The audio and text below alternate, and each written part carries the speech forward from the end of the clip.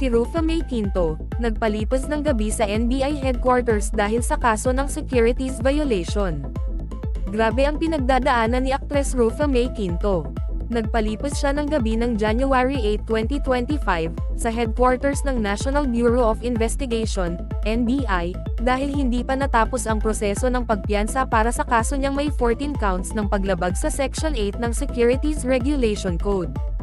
Ang mga kaso ay nagmula sa reklamo ng ilang investors laban sa Dermacare, isang beauty clinic na pag-aari ni Chanda Atienza, na dawat si Rufa May sa kaso, pero ang kanyang abogado, si Attorney Mary Louise Reyes, ay nagsasabi na siya ay isang celebrity endorser lang ng klinika at hindi direktang nakikialam sa anumang financial dealings sa mga investors.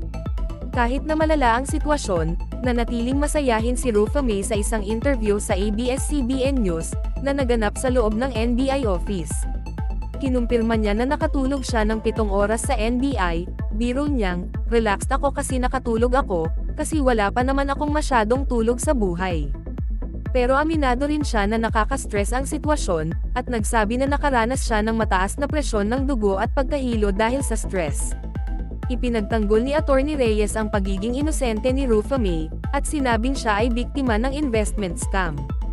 Sinabi ni Reyes na may utang pa raw ang Dermacare kay Rufa May dahil sa pag-endorso ng mga produkto ng kumpanya, at hindi daw siya humingi ng pera sa mga nagrereklamo.